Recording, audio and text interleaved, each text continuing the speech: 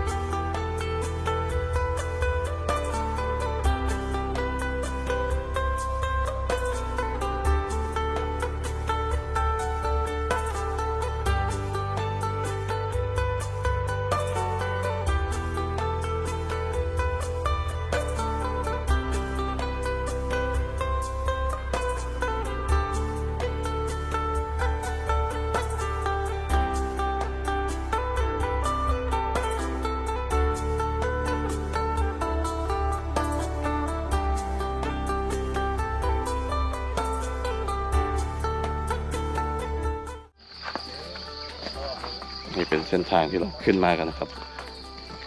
ช่วงนี้ฝนตกนะครับเพราะทางเราต้องเดินขึ้นอีกนิดนึง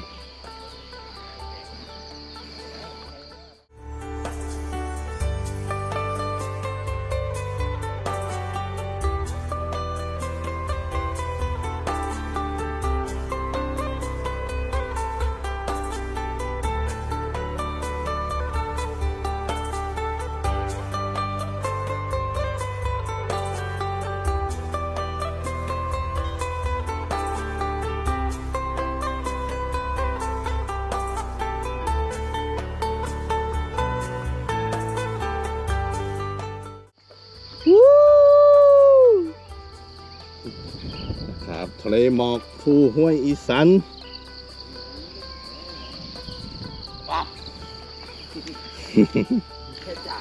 นี่เรามากับเพื่อนๆ3-4 คนนะครับ มีกองเชียร์ที่เราเห็นนี่ก็เป็นแม่น้ำโขงนะครับ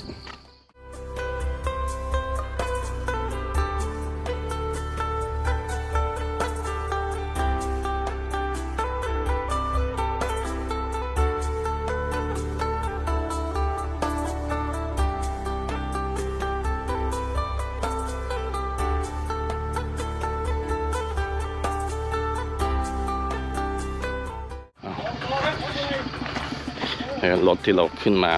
ติดลมครับหลังเด้อหลังเด้อ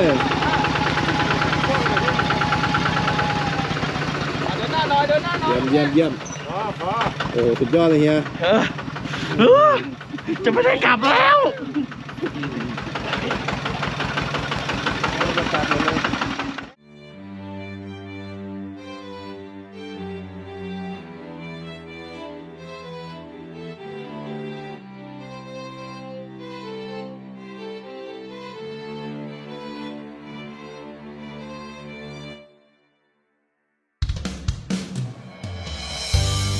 Ku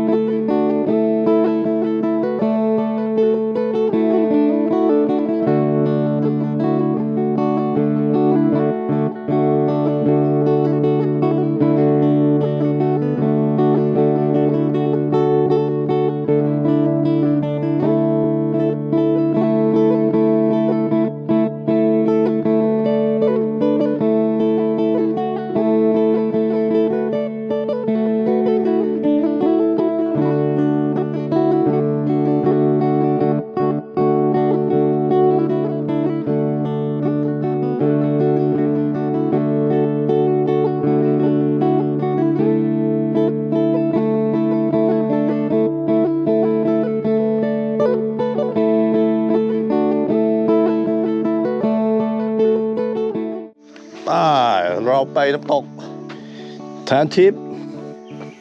100 กว่าเมตรเอง ชั้นแรก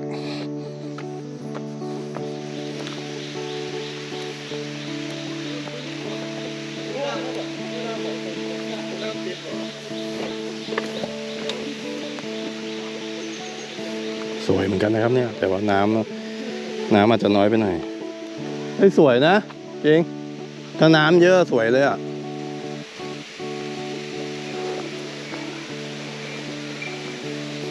นี่เจ้าหน้าที่กำลังปรับปรุงภูมิทัศน์อยู่นะครับ น้ำสวยแน่เลยสวัสดีครับ โอ้สวยจังเลย ข้างบนก็มาได้ นะครับ แค่นี้แหละน้ำนะ ขอบคุณครับ ขออนุญาตนะครับ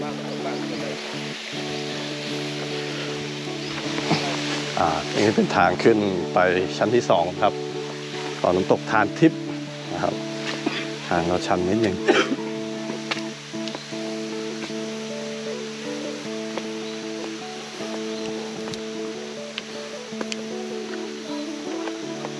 มีนักท่องเที่ยวมา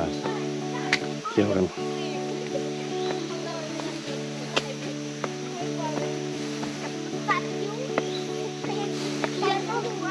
น้ำเยอะไหมเยอะอยู่เหรอไม่เยอะแต่หลายเอ๊ยยังไงเนี่ยไม่เยอะแต่หลายมาจากพิษณุโลก มาเลี้ยววะ รู้จักไหมเคยไปไหม เคยไม่ไม่เคยรู้จักครับ โอ้ยไม่บ้านนอกแล้วเนี่ยสวยเลยบ้านหนูอะ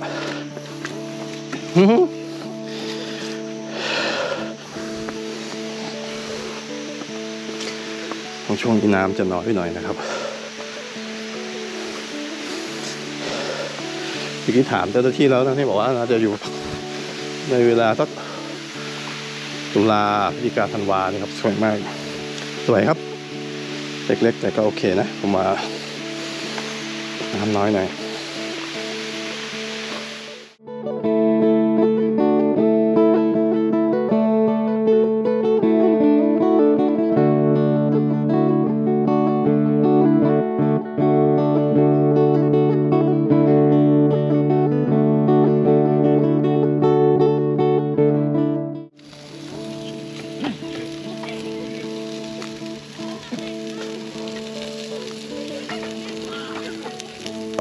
หมูย่างก่อน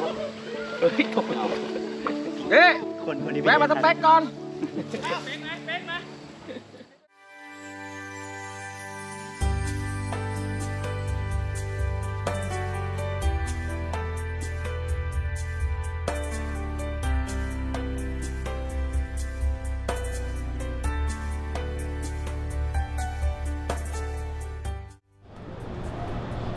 ที่นี่ชื่อว่าแก่งตาดขานะครับ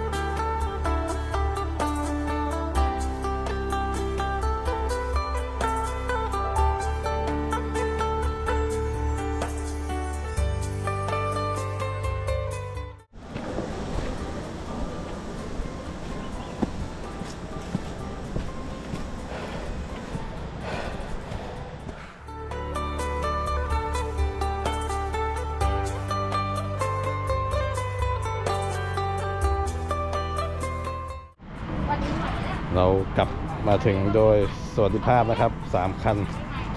ขอบคุณนะครับสำหรับการเดินทาง คิดว่า เดี๋ยวเราเจอกันใหม่